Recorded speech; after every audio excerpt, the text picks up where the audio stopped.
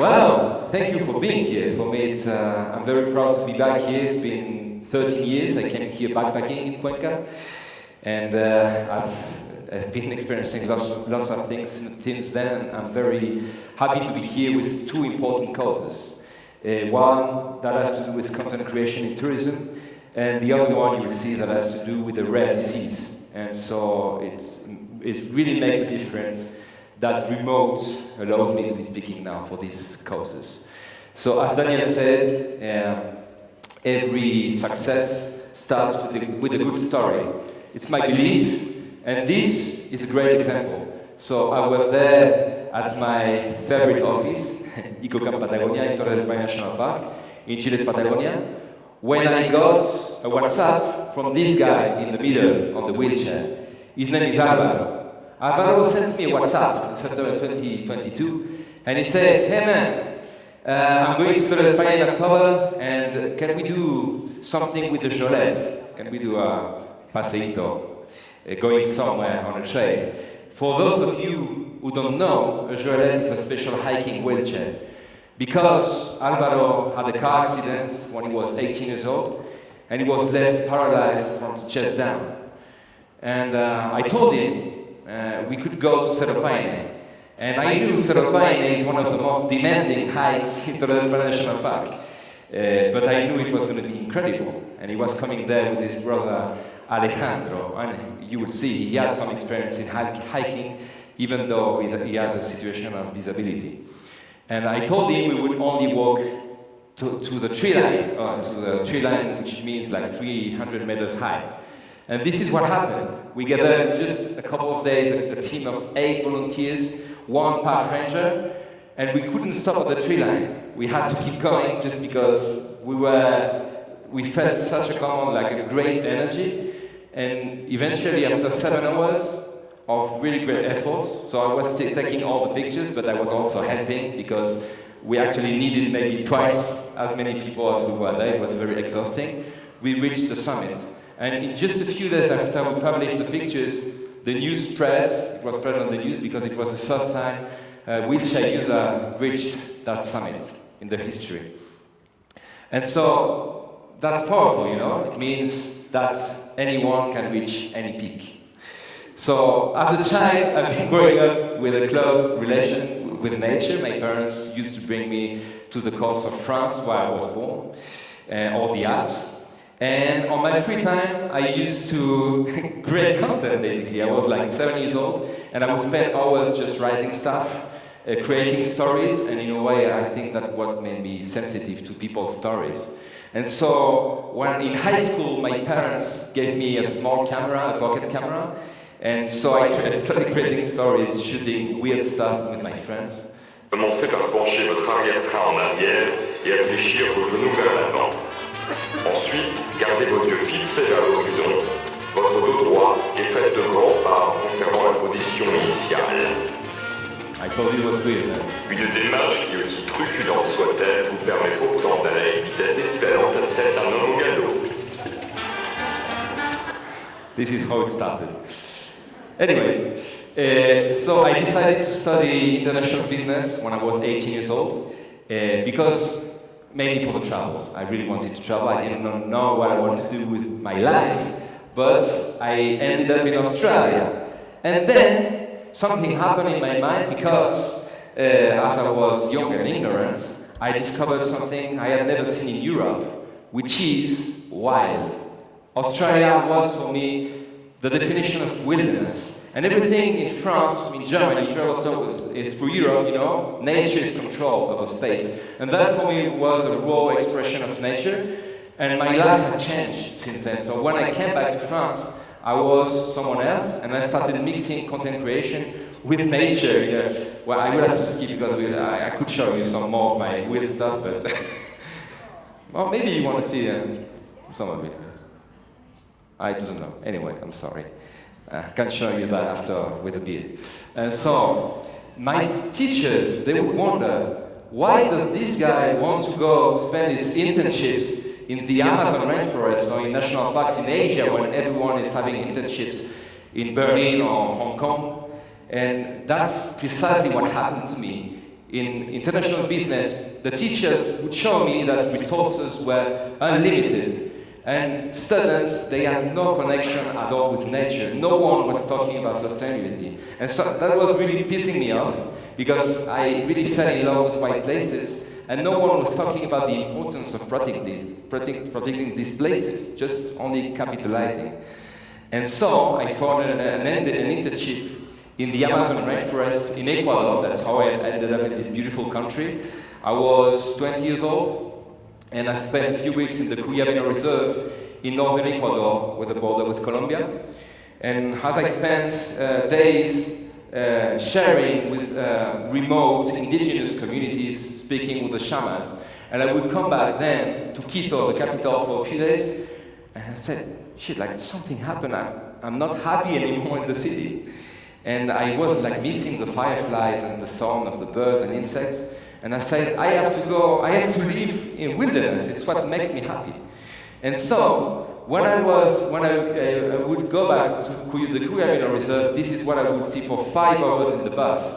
Oil extraction everywhere, mainly foreign companies. And this, it changed a bit, but it's still the main product Ecuador today is exporting. Oil, and most of it is happening in the province of in the Amazon rainforest.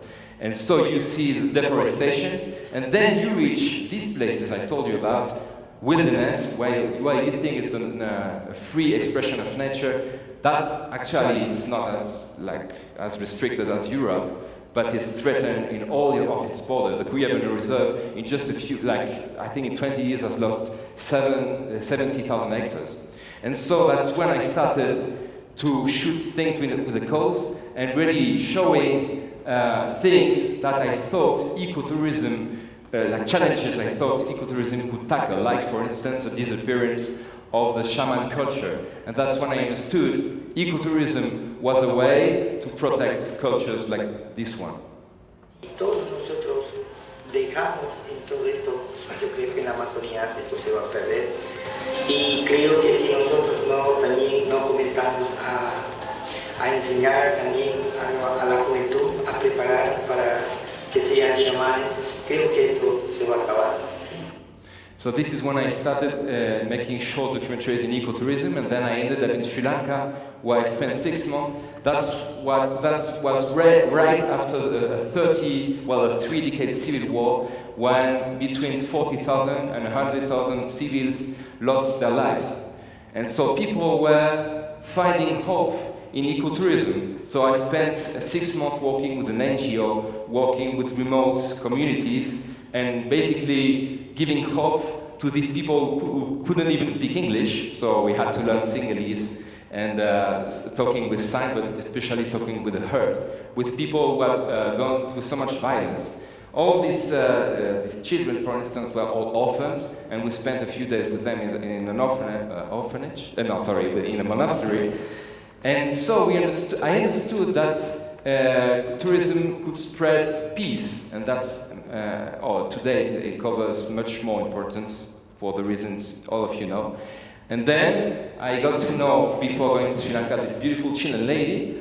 And after I ended my trip to Sri Lanka, I knew I wanted to live somewhere far from France, somewhere wild, but I didn't know where. So this beautiful Chilean lady called Lisette, well, for me, the excuse to end up in Chile. And what happened is that I really wanted to work in content creation, in ecotourism, because I understood the potential of ecotourism to change the world, communities, nature.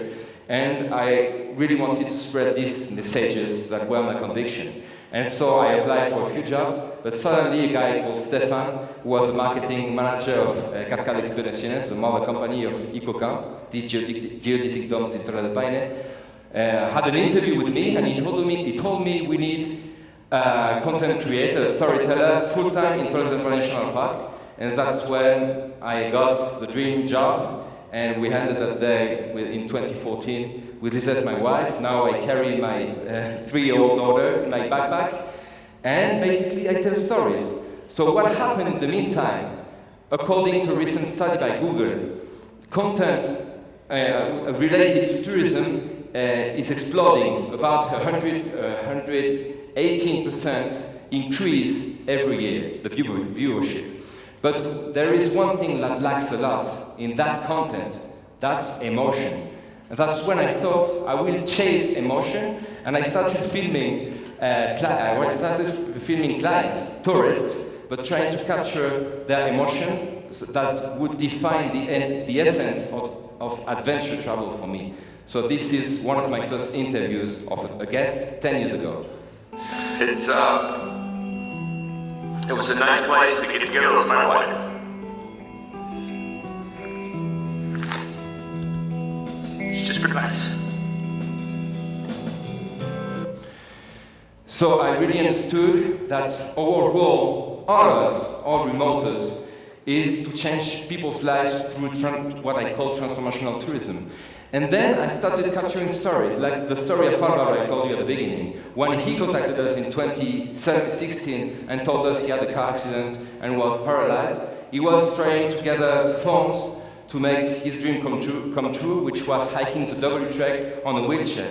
And he would eventually become the first hiker, a wheelchair user, to do this 5-day trek with the help of his friends, and hotels of organization would fund his trip and pay for this wheelchair that today is still at EcoCamp, and other wheelchair users would keep using it. And what I thought would be cool doing is to shoot the story of that wheelchair and the people who would use that. And eventually, I shot a 5-minute short documentary with Alvaro. We came with the idea of fundraising this trip with sponsors, with companies who acquire this equipment, and after our trip, leave it there, so other people could repeat it then after us in the future. Alvaro became the first person ever to hike the W trek in a wheelchair, so they basically made history.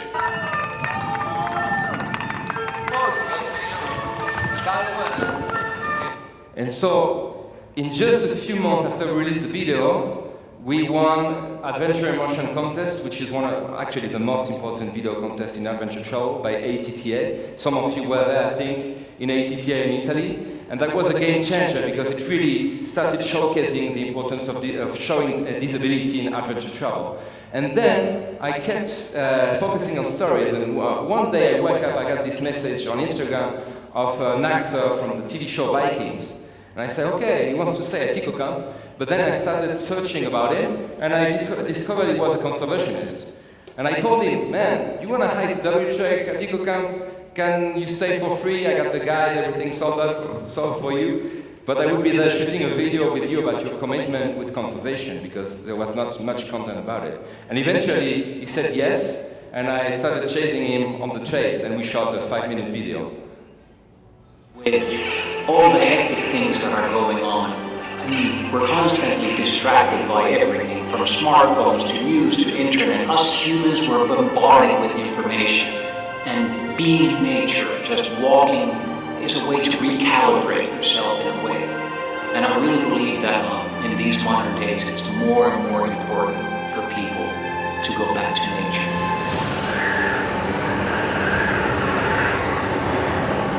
And then the pandemic came, people were under lockdown, and this video had much more sense. And I had the belief that ecotourism was a way for people to recalibrate, exactly what Jasper said. And then people got really emotional from their homes watching this video, and it's been selected at 6 international festivals, and it got pretty bigger than what I thought it would become.